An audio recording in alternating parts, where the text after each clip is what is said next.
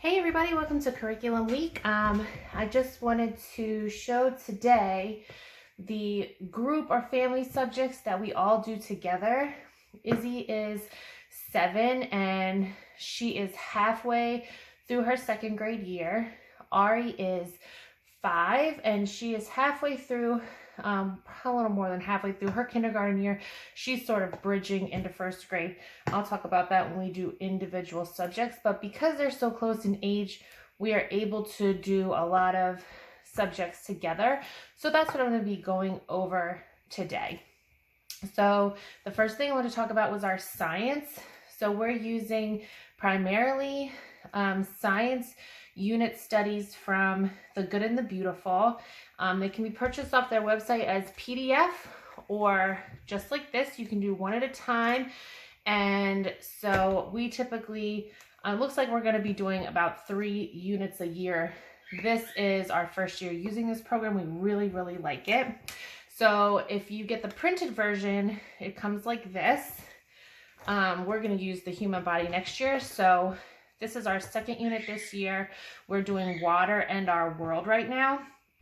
So what I do is I just put it in a binder. Sorry, there's a little glare in here. With page protectors, and it has all of the supplies that you need, the unit information, table of contents. It has a list for optional read aloud storybooks. And what I really like about this is for science, it has a lot of hands-on activities, but it's also very open and go. So what I do is I take my list, I go to the store, and for the first 5 or 6 units or so, I just get whatever I need. Sometimes I get everything for the whole unit. And then I just have extra copies in here of anything that we are going to need. And these unit studies are based for multiple grades. So this one, for example, says from K to 6. So you can utilize them to whatever level your child is on, but then we could go back another year and do it more in depth when they're older so we can keep them. So one of the things that everybody likes about The Good and the Beautiful is that it is just has phenomenal pictures and graphics and activities. So I just will, I'm a little extra. Now I really like to play around. So I use my laminator and laminate any of the games. Like this one, they had to label the water cycle. But it's just, we've really been enjoying it, and they've been getting a lot out of it. We did arthropods before this. And after this, we're going to do marine biology because we are going to the beach in September. So we're going to be using that next, but this is really great. It also comes with mini books, so I just cut them and put them in a smaller page protector. But they're just, look at the pictures, like they're just amazing. I really like them. All right, so that's for our unit studies. And then I picked this up at a used book sale at our homeschool convention last year. And I picked up a packet of them, and I think I paid $6 for 3 of these books. And I just used this sort of to fill in the gaps because we're doing unit study. And I want to make sure that Izzy is hitting everything that she should be hitting when it comes to second grade science. So this is Enjoying God's World. It's a science reader, and it's published by Abeka. And in my opinion, I wouldn't use this for a full curriculum, but it's really nice to have, like I said, just to fill in the gaps. So we can do plants, like enjoying the plant world, and then get into a little bit of weather, things that move, so friction. And so we're making sure we're talking about everything that I feel like we should be talking about for second grade within the year. So we do this a little bit in between units. Sometimes we do it seasonally. And once we're finished our units, we'll just go ahead and finish up this book. But super casual. I just read it, read through it with them and ask the questions. We don't write in the book, or we don't usually do the activities in here, but sometimes we do. So anyway, it's just a nice little filler for science. So that's what we're doing for science this year. Keeps us nice and busy. So we started doing Spanish this year. They were really interested in Spanish. Their dad took 4 or 5 years of Spanish, so he primarily teaches this, but this is 30 lessons. It's called Homeschool Spanish. This is the first program, and this is published by Classical Academic Press.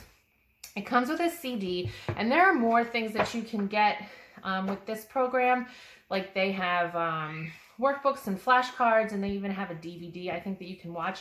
But I just wanted to get this and test it out. I actually got it secondhand from someone, and we're really enjoying it. So we do everything orally because of their age, but it has little puppets. Like I said, I just ask questions orally, but it has songs, 1 or 2 songs for every chapter, and they really, you know, adhere to, at that age, is something that they really enjoy. So they know all the songs, and they're really picking up a lot. I'm kind of surprised. So we'll see how it goes, but we've really been enjoying this year. And we only do this 3 days a week, and we only do science 3 days a week. So we sort of loop things, if you will, and just kind of take turns with the subjects that, not like language arts and math, obviously those are every day, but you know, these are things that we loop a couple times a week. So for art, I just have a couple of drawing books, sort of teaching them the basics of drawings. This is published by Usborne. This is an older book that I ended up finding, but it's really cute. Just step by step. They love animals, so that's primarily what they're interested in drawing. But Izzy's been messing with this book for a couple years. This is step-by-step drawing book, and I really like it because she can add to it. She can draw more than one animal or tree or plant in here. They have little mice, but it's just been, she's used this for a couple years, so it's nice to see her skills improve. I think Ari's done a couple in here as well. But I gave Ari the step-by-step drawing people, and she really likes that because there's monsters and robots, where Izzy is just, if it's not an animal, she's not really interested. So, like she did that little lion. I mean, that's pretty good, right? I think it's a really cute book. So we like that a lot. And then I just have a couple Kumon workbooks. So this one is really cute. And again, this is not stuff we use every week, but teaching them how to fold, which I came across this book and I thought to myself, it would never have occurred to me to teach them how to fold. But these start off really simple. There's an apple, they fold on the line and they see the open out. So it would never have occurred to me to teach them that. But it's kind of the beginnings of origami. And as you go through the book, it gets a little more difficult as you go. So anyway, it's really cute. And they like doing this. They pull it out for fun when they want to. And then we have my first book of cutting, which we've gone through a bunch, as you can see, but starts really simple and then gets more complicated. Same premise, but just helping them with those scissor skills. And then pasting also, so they can cut out parts, so it's still a little bit more cutting, and then pasting them onto the gorilla's face. Tea time, let's eat. So anyway, these are really cute. And then what I was really excited to find this year is this program called How to Use Child-Sized Masterpieces, because one of the things I really wanted to do was start to get them familiar with famous works of art and famous artists. But it's very dry with most books, and so I ran across this program, and it's super exciting for us. So the way that this works is you have different steps that you go through. So you match identical paintings, you pair companion paintings, then you group 4 paintings by one artist. And then it goes on from there. It gets more advanced and more difficult. So I'll kind of show you really quickly. So these books come like this, and you basically cut the whole entire book apart. So you can see they would match identical paintings, right? I'll show you a little bit better, but you just basically cut this whole book up, even the back, and then you cut these off as the covers. And then this is what you do, is you make these folders. So you would just pull the cards out, lay them on the table, and say, you know, mix them up and say, okay, so first I want you to match all the paintings that are identical, right? So it's pretty easy, they say, for this step, you know, as young as 3 or 4 could do it. And then it just gets a little bit trickier. And this is all still the same book, but then you would do similar paintings. So it would be these 2 for this, right? But anyway, it's really cute, and it really, then you can start to learn the names of the paintings and the names of the artists, so they can actually start to recognize what artist does what type of painting, and then you can divide it into, you know, classes of art and all different things. So I just thought it was such a genius way to introduce art at a super young age. So that's child-sized masterpieces, and you only need, I think this handbook was $12, and you only need this one handbook for all of the steps. So then you can just choose what steps you want to buy for which year. So we have the first level. This is the second level, which is just a little more advanced. And then I also got Black images, because I wanted them to see some African American art and learn some African American artists as well. So anyway, it's really neat. So that's what we're doing for art, in addition to, you know, what you'll see, because we're getting ready to do history and geography. So this is another Abeka, sort of like a mini textbook, I call it. And I started the year with this, but I do like that it has learning about communities, learning about the states, the flag, how to respect the flag, what it stands for. It goes into a little bit of the Constitution and the Bill of Rights. It's very understandable, even for younger than 2nd grade, in my opinion. You know, our holidays, but I just got, I don't want them to be learning history from a textbook, especially this young. I just feel like it's dry. They're not going to remember it. It's just me sort of, you know, spitting facts at them. And so I was just looking for something else. And this is what I found. So in March, I found it before, but did a lot of research, and in March I bought, this is a literature approach for primary grades called Around the World with Picture Books, and it's published by Beautiful Feet Books.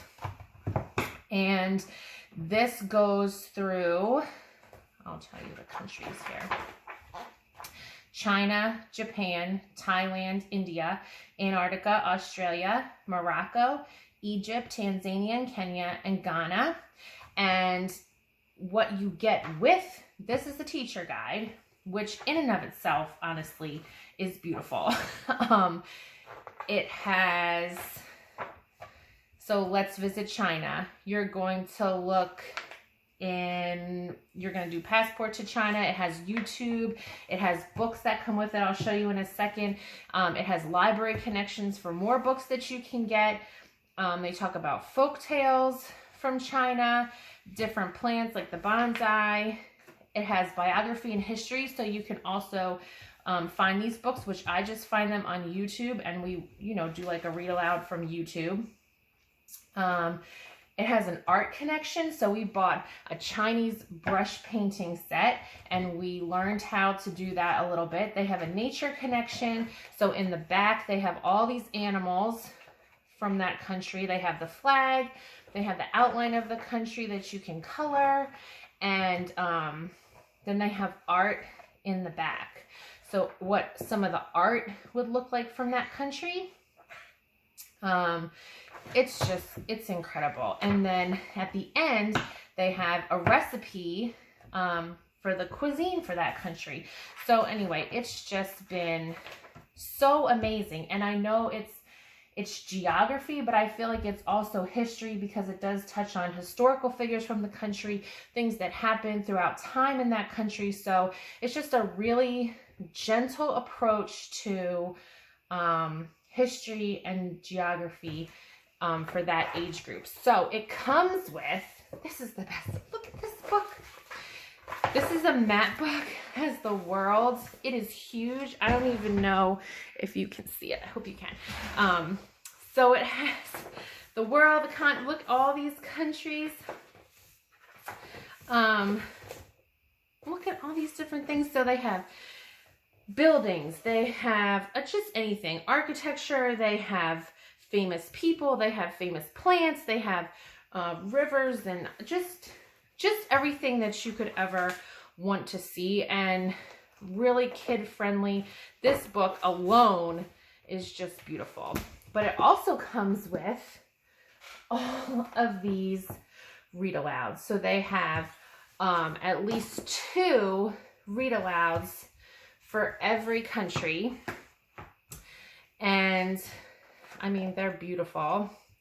A lot of them are classic stories, but a lot of them are also new. So this is what really pushed me over the edge, is because I want them to have folk tales and stories of people from different cultures just all over the world, just sitting in their home library. So once we go through this unit, all of these books are going into our home library. And so it's just going to be natural for them to know folk tales and stories from all over the world. And I just think that is so cool.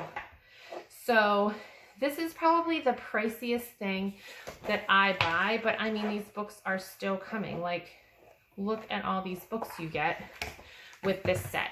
Additionally, if you have some of the books in this set, they allow you to take off, I think, 5 picture books or so, and so customize your package, and that really helps with the cost as well. And I did look up trying to just purchase the teacher guide and purchasing these books used, but some of them are older, harder to find, because they're older, they're pricier. So anyway, but they're beautiful, and we've loved every single one. It also comes with this notebook, which I'm not going to use. I'm going to make lap books for each country. But these are some they did Japanese woodblock prints. They're little animals they cut out. So I'm just going to make like a little portfolio for each country. So that is what we're doing for geography and history. So exciting. All right, so the last thing I'm going to show you is just how we do our read aloud time. So I've had this is our 2nd year with this journal. It's called Question and Answer a Day for Kids, a 3-year journal. So it's 365 questions. We're in our 2nd year, but it is really cute and a really nice memory to have, I think, years to come, how their answers change to the same questions year to year. So we really like this. Some of the stuff makes you think a little bit. Some of them is hard for them to answer, but I think overall we really enjoy it. And I got this on Amazon. We're always doing some kind of a Bible or devotions. This is actually the first year we have done a devotional. This is called Indescribable, 100 Devotions About God and Science. And it's pretty cool. It's so it talks about something with science and then ties in a scripture and ties in a lesson and then has a prayer that goes along with it. So for science crazy kids like I have, it's a really nice fit for them. So they really enjoy this. Then we're always trying to read.